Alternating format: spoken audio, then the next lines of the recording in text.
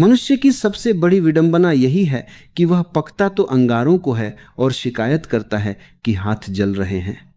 तुम संसार को पकते हो, तुम संबंधों को पकते हो, तुम अपने अहंकार को कसकर पकड़े हुए हो और फिर पूछते हो कि शांति कहाँ है।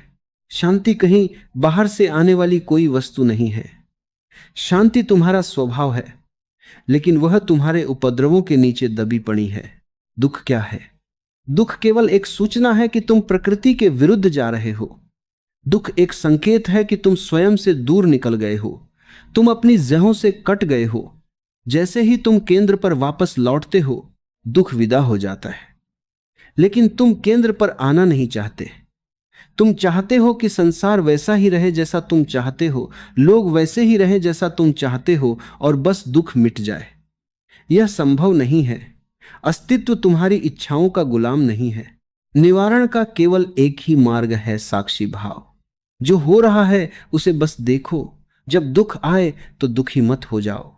उसे एक दर्शक की तरह देखो, जैसे तुम राह चलते किसी अजनबी को देखते हो। जैसे ही तुम दुख के प्रति जागरूक होते हो, तुम्हारे और दुख के बीच एक दूरी पैदा हो जाती है। वही दूरी मुक्ति है, वही दूरी आनंद का द्वार है। अंधेरे को मिटाने के लिए लाठियां चलाने की जरूरत नहीं होती, बस एक छोटा सा दिया जलाना काफी होता है। जागरूकता वह दिया है, होश वह प्रकाश है। जिस क्षण तुम जागते हो, तुम पाते हो कि जिसे तुम पहाड़ जैसा दुख समझ रहे थे, वह महज एक सपना था। और सपने से जागने का अर्थ ही दुख का अंत है। अपने भीतर के उस शून्य को खोजो जहां कोई हलचल नहीं है। वही परमात्मा है, वही सत्य है। और जहां सत्य है वहां दुख का प्रवेश वर्जित है। असल में दुख तुम्हारी अपेक्षाओं की छाया है। तुम जैसा चाहते हो अस्तित्व वैसा नहीं होता, बस वहीं से दुख का जन्म होता है।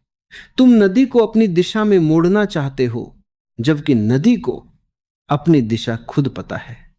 तुम तैरने की कोशिश मत करो, तुम बस बहना सीखो।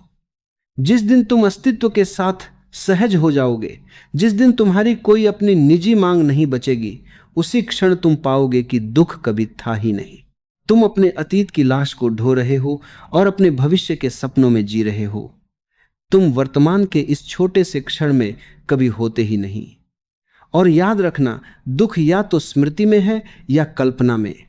वर्तमान में तो केवल जीवन है, केवल चैतन्य है। क्या तुमने कभी किसी फूल को दुखी देखा है? क्या तुमने कभी किसी पक्षी को अवसाद में देखा है?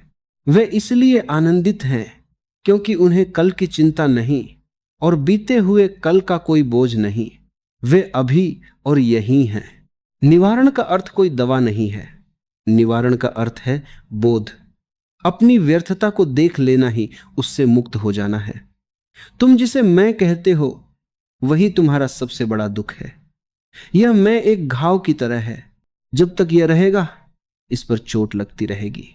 जिस दिन यह मैं गल जाएगा, जिस दिन तुम अहंकार के इस पुराने घर को छोड़ दोगे, तुम देखोगे कि पूरा आकाश तुम्हारा है। तुम बूंद हो, सागर होने की चेष्टा मत करो। बस बूंद की तरह सागर में गिर जाओ। खो जाना ही पा लेना है, मिट जाना ही पूर्ण हो जाना है। और जिस दिन तुम पूरी तरह मिट जाते हो, उस दिन जो बचता है वही अमृत है, वही सच्चिदानंद है। सारा खेल इस पकड़ का है। तुम जीवन को मुट्ठी में बंद करना चाहते हो, और जीवन बहता हुआ पानी है। जितना जोर से तुम मुट्ठी भींचते हो, उतना ही पानी बाहर निकल जाता है, और खाली हाथ रह जाने पर तुम रोते हो। दुख केवल इस बात का सबूत है कि तुम्हारी मुट्ठी बंद है। मुट्ठी खोल दो, हाथ फैला लो, अचानक तुम देखोगे कि पूरा सागर तुम्हारा है। तुम मुरझाते हुए फूलों को प्लास्टिक का बनाना चाहते हो ताकि वे कभी न मरे, पर याद रखना, जो कभी नहीं मरता वह कभी जीवित भी नहीं होता। मृत्यु जीवन का ही एक हिस्सा है और दुख सुख का ही दूसरा पहलू है। जो सुख के पीछे भागेगा, दुख साये की तरह उसका पीछा करेगा ही। तुम दोनों से मुक्त हो जाओ, न सुख की मांग न दुख का विरोध, बस एक शांत मौन। इस जगत में कुछ भी तुम्हारा नहीं है। तुम यहां नंगे हाथ आए थे, और नंगे हाथ ही जाओगे। फिर इस बीच में जो तुम मेरा मेरा का शोर मचा रहे हो, वही तुम्हारी बेहियां हैं। तुम अपनी संपत्ति के मालिक नहीं हो, तुम अपनी संपत्ति के पहरेदार बन गए हो। और पहरेदार कभी चैन से नहीं सोता। छोड़ दो यह मालिक होने का भ्रम। तुम यहां एक मेहमान की तरह आए हो, तो मेहमान की तरह ही जियो। जो मिला उसे जी लिया, जो गया उसे विदाई दे दी। साधना का अर्थ इतना ही है, जब तक तुम दूसरों की आंखों से खुद को देखोगे, तुम दुखी रहोगे। जब तक तुम चाहोगे कि लोग तुम्हारी प्रशंसा करें, तुम उनके गुलाम रहोगे। अपनी आंखों से देखो, अपनी वीणा खुद बजाओ। तुम जैसे भी हो, परमात्मा की एक अनूठी कृति हो। उसने तुम जैसा दूसरा कोई नहीं बनाया।